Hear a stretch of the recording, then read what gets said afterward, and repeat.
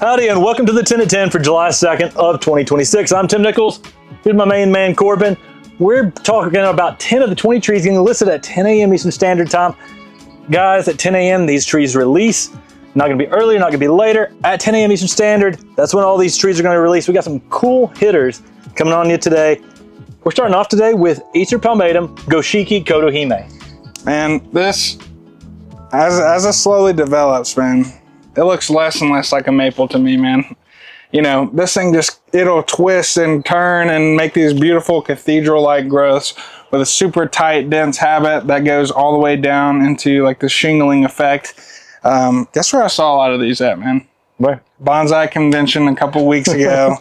So guys, people really like this one. I think it roots pretty well for people, especially in the bonsai trade. And this one will kind of help you develop an interesting, tight, dense looking tree out there. Yeah, these are grafted about 4 inches up. You could turn this into a bonsai, but you could also put this tree out in the ground and make lots of bonsai material off it by air layering or doing rooted cuttings. Goshiki kotohime is a really cool, dense dwarf tree. It has that tightly layering shingling effect. It's somewhere in between Makawi Etsubusa and Shishigashira because it has a flatter leaf. It has that layering habit, but the structure would probably remind you more of Shishigashira. This thing is amazing. I recently just did a cultivar highlight, I believe, of possibly kotohime or Goshiki kotohime. The difference between the two isn't much. Kotohime is said to be solidly green. Goshiki kotohime is in certain conditions, you get a white flecking in the leaf. That is something that can be conditional. And because of that, it's not something to me that truly distinguishes a cultivar. Therefore, I would say that Goshiki kotohime and kotohime should actually probably be the same tree after been evaluating them for years and years. Really beautiful tree out here in the landscape. It can get that white flecking from time to time, but then again, so can kotohime, and that's the reason someone grafted that sport and then realized that, you know, it started doing the same thing that kotohime did. Sometimes it would show it, sometimes it wouldn't. Amazing little dense dwarf, really heat tolerant, really durable, fits out there in the landscape so well. Love what this tree can have out there. It can give you that rigid structure and just this amazing small little tree for your garden. Yeah, I just really love them. These, they kind of like fit in that kind of firework looking plant out there in the garden. In my head, you know, it just kind of looks like a streamer following up the branch, especially during the fall time, man. You get this beautiful fall color just kind of pushing through this tree, and it looks great with that tight, dense habit. Guys, next up we have Acer platanoides Golden Globe. Yeah, or as the cool guys say, Acer plats, man. Got this awesome Golden Globe Acer plat. If you're looking for an iced out garden, man, put a little gold in there, man. Maybe a little Golden Globe. I love this kind of short, dense habit that this one gets over time. And I really like the color too, kind of reminding me of almost like a Usumadori type looking platanoides. Yeah, I love Golden Globe because it has that shorter rounded habit. We're talking 3 to 4 feet in height, 5 to 6 foot in width in 10 years. Sunlight will bring out the yellow colors on this. It is one of the more yellow dwarf Norway maples. This was likely found by a witch's broom, a dwarf mutation. And because of that denser rounded habit, because of that mutation, it also doesn't seed like Acer platanoides normally does. So you don't have that issue with it being an invasive plant if it doesn't seed. Because sometimes Norway maples are listed that in certain places. Dense, compact, great for containers, great for small places, and add some amazing yellow color out there. Guys, pair this with a blood good, anything red. You're going to have an amazing sort of unique tree out there to add to your Japanese maple garden. Yeah, I just like, I like how this is going to pair up nicely with some of the reds out there in the garden. It's going to look really good next to even some of your other greens out there in the garden. And the textural contrast of the leaf shape is going to be nice too. Now guys, next up, coming up July 10th and 11th, we've got our open house. July 10th and 11th here at MrMaple. We'd love to have you 8 to noon, both days. That's when it's cooler in the greenhouse. That's when it's going to be cooler for you to come around and shop. We're doing it 2 days to give you a lot of, enough time to go be able to shop those greenhouses Friday and Saturday. We'd love to have you. Lots of cool people here, lots of cool plants. It's always a fun time at our MrMaple open houses. Yeah, hopefully I'll be recovered from 4th of July, man. I get a little crazy on 4th of July. Try to race Joey Chestnut, eating all them hot dogs, start doing backflips and stuff off of the houseboat and that sort of thing. Oh, goodness. So, and last year, man, No, I'm just kidding. I didn't lose any fingers or anything like that. But it's going to be a great time, guys, to come check out the nursery. People have been working really hard to get everything organized for y'all, you know, bringing in new stuff. Tim's always bringing in some new stuff. And guys, we got some awesome large sizes right now at MrMaple. You might have saw that sale going on last week, but this one, or I shouldn't say that. Y'all might have saw that giant mega drop sale that we did a little bit ago. And guess what? There's still tons of trees at the nursery right now that you're going to be able to check out. You know, bring that U-Haul, bring a moving truck if you have to, because there's some really awesome 10 gallons and larger sizes. Now, if you're coming to the open house and you've got some orders, let the office staff know immediately. We'd really appreciate it. It helps us get organized and have less delays at the open house itself. So we really appreciate if you're coming. Please go ahead immediately and let us know, and so we can start getting your orders set aside for you for that pickup, so we don't have to pause helping other people check out, run down, go pull those from our greenhouses down low and bring them back up. They're already up there. It smooths the process and makes it move so much easier. Guys, next up, we've got Acer Palmatum Koyuki. Now, these are 1.5 gallons. So these are grafted somewhere in that 10 to 15 inch window. Koyuki, amazing reticulated Japanese maple. The name means snowflake, and it's because this leaf is heavily divided and has lots of serrations. The leaf shape almost reminds me of something like Kihachijo, but you get that with a reticulated Japanese maple. This tree is pretty awesome. Yeah, I know. I think a unique leaf shape is so nice. I love how unique each leaf can be on each maple and that sort of thing. And Koyuki, I think it's just such an aptly named tree. It does look like a little snowflake out there in the garden whenever it's first leafing out. To see those kind of white veins just running through the leaf. Just really nice, sharp looking leaf, honestly. Really cool tree, part of the reticulation nation. So you always got to throw a little bit of credit for the reticulated varieties of trees.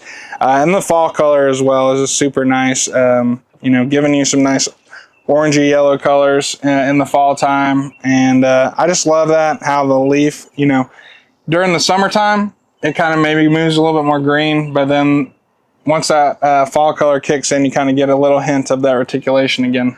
As a small reticulated Japanese maple, this thing is nice. 6 foot, 10 years, semi-pendulous in nature and its habit. The leaf shape is really what distinguishes this tree to me, giving it something unique and special.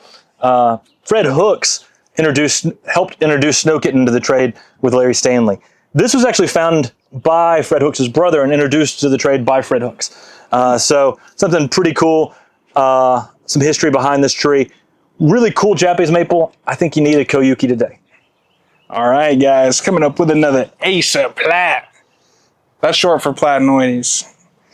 We got Plum DenCity right here, guys. I always wonder about the name of this one, man. I could never wrap my head around the name of this one. I might have to do a little digging online. But this is a beautiful columnar red Acer platanoides. I think this was found as a witch's broom, from what I hear, on one of the red Norway maples. When they grafted it, it kind of had that Twombly Sentinel-like approach. And so it had that dense habit, so they called it Plum DenCity. This is a columnar, smaller growing Acer platanoides. It's going to give you some great red color when you give it some sunlight. Guys, great thing to pair out there with that golden globe, especially for you people that are in maybe a zone 4 that can't grow a typical Japanese maple. You can get something that gives you something interesting, some interesting colors to play out there in your ornamental garden. This is an amazing newer selection just hitting the market with that narrower habit. Guys, grab you one of these today. They're super cool. We got them in some 1.5s. Yeah, I really like this one. Seeing this one at Stone Falls Farm. She was kind of using this to play between some like yellow kind of underplantings that she was using. It was near a little flamethrower action too. Super cool tree.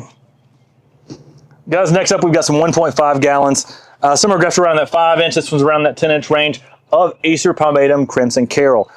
This is an amazing tree. It can give you some just bright crimson reds in the early spring with some lime green veins, giving you that Christmas-like feel. Yeah, this one's got the Matsumura flurry, man, as I say. Just right now, I just said that. But a beautiful Matsumura style leaf. And it gives you some really nice spring colors. I think this is going to pair with a lot of those other Buckholz introductions. You know, you think of Bronze Age going next to this thing. Think of Black Lace going next to this. and kind of being in that weird elongated strap-like leaf maples, it's going to fit in there with the introductions for sure. One of the things that I like about Crimson Carole is it's not as vigorous and upright as something like Burgundy Lace. You've heard us feature Burgundy Lace before that makes this larger tree. This one's 6 to 8 foot in height and width in 10 years. It's going to make more of a shrub-like appearance. We've got a beautiful one of these not far from our Moriyama, and you can see how the shape is fairly similar. It's not quite as cascading as a Moriyama, but it's close. Makes it a great pairing out there with it, giving you a red contrast with that similar habit and leaf structure. Beautiful tree. It's starting to fade a little bit, get more of those lime green veins in there. It's one of my favorite times of the season where you start to get more of those just, brown reds with lime greens right now. Goes to a bright crimson again in the fall. That's where it gets the true name of crimson, with that Carole, with that, it has those green bark, that red Matsumori leaf.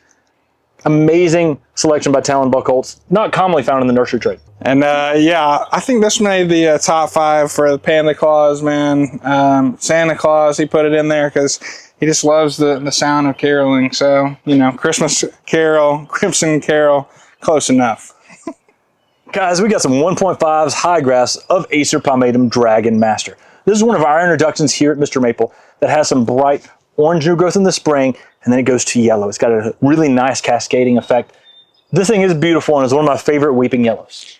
Yeah, I love the name on this one. It's like the master of all the dragons, man. And there's many dragons in the Japanese maple world, I guess. The Japanese maple expanded universe out there in the greenhouses, and the master of all the dragons right here. This one's super cool. I love the orange border it gets in the springtime, giving you some really nice colors. Something I love about those yellows, like summer gold and that sort of thing, is how they change in the sunlight, where you can kind of get this really nice bleaching effect that happens. Like I was talking about with that golden globe, this one kind of gets that as well, where whenever you have different sun exposures, you're going to get different shades of color all over this tree. And that's super, super awesome. Yeah, this is very much like a weeping orange dream. The leaf shape's probably similar to orange dream. May need some protection from the hot afternoon sun in hotter climates. But Brian Rule was actually putting this in a container and pushing it out in more sunlight to really get that bleached out effect more. So it is more heat tolerant, because in that same setting, orange dream definitely would have gotten burned up in Oklahoma. Very vigorous, beautiful. It has that Ryusin-like cascading habit, so you can get excited about how you can play with this tree, from being a tree that you stake up to putting over a trellis. These are higher grafted, so you wouldn't necessarily do a ground cover or hanging basket out of them, but they'd make a great container plant out there in the garden. Yeah, man, this is one y'all are going to want to pick up today. Don't miss out on the master of all the dragons. All right, coming up next, we got a beautiful Acer Palmatum Sumagaki. Sumagaki, the red fingernail Japanese maple, is beautiful. It's got a red-purple border in the early spring, lime green veins, and I'm telling you, the shape on this is so unique, how it spreads out and sort of has like a flat top effect with this really nice spreading out habit. We've got a cultivar highlight we recently shot at Buckholz Nursery. It's either you're going to be hitting soon. Guys, you're going to love that, seeing an old 50-year-old specimen of Sumagaki to see what this tree can develop into. I love Sumagaki. This is an amazing tree. Yeah, man, I've never done painted fingernails, but I've done painted toenails before, man. Sometimes I like to match my toenails up with some Japanese maples, man. So one time I did I did a couple different maples. I did some green during the springtime. But this one, man, yeah, you could do some purple nails on the toes down there, after that pedicure. This is a luxurious maple, man. We saw this in the Lansu Chinese garden in there, which is really awesome, man, to see this kind of with the lunar doors out there in the landscape, where you're kind of stepping through and they have this nice reflection pond going on. And just to see this, it has a really distinguishable habit. It kind of gets up a little bit and then it starts to spread out. And that was one of my favorite things, is like walking up underneath of one of these whenever the spring color's going. I know you're still thinking about me getting my toenails painted,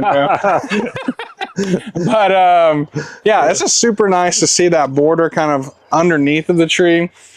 Super awesome tree for sure. Difference in generations. Never got my toenails painted, don't plan on it, but I'll tell you, I would love to have one of these in my garden, because it can make a beautiful tree. And that spreading out habit is spectacular. For best growing conditions, morning sun, afternoon shade, at least here in Western North Carolina, is ideal for Sumagaki. It can burn if it gets a little bit too much sun. But I'm telling you, the way this thing spreads, it is amazing. There's a beautiful one down at Bill and Kristen Taylor's garden, right down almost near his other porch. He's got a Germain's gyration on one side. Near his other porch, he's got a Sumagaki. And the structure on this is simply amazing. I love Sumagaki, what this thing can do in the spring. You even see right now, even the summer, we've still got a little bit of a purple-red border on the nails. Beautiful tree we don't offer enough here at Mr. Maple. Grab you one today. Guys, next up, we've got Acer Palmatum, Oridono nishiki.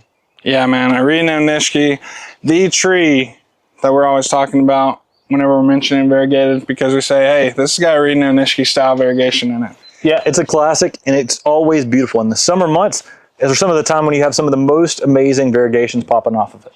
Yeah, I just love the twisting, curling leaves. Like I was talking about earlier with Mama Fu, how that one can have just these changing leaf shapes depending on like the type of variegation in it. You can see that happening. Same thing here. I just love that because it's like, you know, we've talked with people and it's like the genetics of the white part is different than the genetics of the green part, and that's just super cool to me. It's like you just see, and that affects like the leaf blueprint, which is so cool. That's why I like Japanese maples. You know, you just start to notice these little nuanced things about them as you kind of get deeper and deeper into the hobby. And that pink on green, that ain't nothing to, you know, skip over either. Now, these are XL 1.5s. They're grafted between 10 and probably 16, 18 inches in height. The more you prune on this style of variegation, the more variegation you'll have popping off of this. We've got full videos on how to prune an Oridono nishiki style variegated Japanese maple to promote the best variegation. It's typically done in that early spring, late winter time frame before it leaves out to promote the best. But anytime you prune on this, variegation will pop off on the next flush. So keep that in mind. A slight positive stress is what does it. I love how each and every leaf is variegated differently. I think that excites me as someone who goes out and loves to take photo of their Japanese maples, because every photo can look different. That's something that's really exciting to me, and the more you prune on it, the more variegation you can get up popping off. This is also a fun one to look through seedlings for. Cotton candy, some of the other different Oridono nishiki style variegations have came off of seedlings from Oridono nishiki. So it's something to keep in mind and always see what you can find. I like that thing about the positive stress of the tree. You know, it's like eating like a hot chili pepper sometimes, man. You know, you gotta eat that chili pepper, get a little flush, man, but then the next couple of days you still feel good afterwards. But yeah, Oridono nishiki, guys, don't miss out. It's a beautiful variegated variety of Japanese maple. Guys, next up, we got some 1.5s. Looks like they're about high grafted, about somewhere between 14 and 20 inches up, of Acer Palmatum Hosikuzu. Yeah, this is a super cool upright green on green variegated variety. You know, sometimes you see this in like the Catalina Yatsubusa, Kryptonite, but to get kind of like this nice upright, larger size tree of that green on green is really cool. And you're telling me this is a pretty awesome introduction from somebody who is pretty important in the maple game. Yeah, it's introduction by J.D. Vertrees. In his book, he said he only introduced about two to three different cultivars. That's pretty inaccurate. He's introduced about 10 different varieties into the trade that he found and introduced. Then there's plenty more that he helped make popular into the trade. Hosikuzu is an amazing plant, lime green on green variegation. The name means stardust. It is amazing. We'll end up getting about 8 to 10 feet, goes yellows to oranges in the fall. And it's an introduction by the legend, the man, the myth, the legend, J.D. Vertrees, who wrote the book on Japanese maples. Guys, Vertrees, he was a mentor to Talon Buchholz. He's a guy that we went and filmed. I think on your very first maple trip out to Oregon, you got to see Buchholz Nursery. You got to see J.D. Vertrees' home and gardens, which we've got a whole walkthrough of his home and gardens. It's kind of cool to sort of get a piece of history that the guy who wrote the book on maples introduced into the trade, and sort of have that in your garden as well. Yeah, that was a super cool trip to just see some older specimens and older cultivars that I hadn't even heard about. And it's like some of those that he has in his garden are rare to this day, which is really cool. You know, Hosikuzu is a really awesome variety that I think you're going to enjoy during the fall time when you start to get that two-tone effect of fall color. And yeah, who doesn't like a little stardust in the garden? Guys, next up, and lastly on today's 10 at 10, well, not really last. So we've got 10 other secret trees in that email that list at 10 a.m. Eastern Standard Time. You can sign up for our email on Mr. Maple to figure out the other secret 10. But the last one we're talking about today is one tree that I just personally love. It's Acer Palmatum, Gable's Glory. Yeah, I have like fell in love with this tree, man. You know, it's like if me and this tree had a you know, a little cutscene or something like that, you know, it'd be a beautiful montage of me getting this in a 1 gallon and just going through the years of it and seeing it in the fall color, seeing it in the spring, seeing it during the summertime, and you just see hard eyes on my my face as that montage is going, because I think this is probably my favorite maple right now. It's pretty awesome. I mean, you get that pink, orange, red new growth that's hard to describe, that's got multiple different colors in there. It's almost like salmon pink. It's got some lime greens, some yellows. And it ages out, and with some sunlight, the lower part also gets yellow. And so you've got reddish on top, yellow in the bottom. This is spectacular. It's beautiful. It's got a multicolored effect on itself. It's a great tree to pair with something like that Dragon Master. I'm actually closing on a house really soon, and I'm really thinking about one of these for the garden. I think you pair this out there with something like Usumadori, and you have just crazy color effects happening in the garden all throughout the season. Yeah, that's what I have going at the garden. And, you know, I talked to Brian about this, and he kind of came to that realization about Usumadori. It's kind of like the inverse of this variety of tree. But yeah, I have my little Usumadori right underneath of a Gable's Glory. And Gable's Glory, dude, is just so nice. It gets like the sheen on the leaf. The new growth just looks so much different than the older, more mature growth. And the fall color is super nice as well. I just love that kind of bronzy yellow that it gets. That's just so much different than a lot of the other yellows that you get in maples. This is one you guys will not regret getting. I guarantee it. Now, these are in 1.5s. They're grafted probably in that 12 to 16 inch range. An amazing tree that's going to be really special and different. I love it because it stands out, and it's a summer interest tree. If you're looking for summer interest trees, we've got some amazing ones. Gable's Glory is one that's currently on the website is Ramona. They look prettier and prettier as that summer comes on. And I'm telling you, you're not going to regret one of these Gable's Glory, because it's going to continue to impress you with this unreal colors that it puts on. Yeah, guys, that was the last of the 10 that we're talking about in this video. We appreciate y'all watching. If you enjoy this, man, leave a like, subscribe if you're not subscribed already. I'm looking at you. I'm talking to you directly. Why have you not subscribed? You watched like 1 million of our videos already. Just click the subscribe button. It helps us out. Leave a comment. Tell us your favorite tree. Thank you all for joining us. Take care. God bless. And have a great day.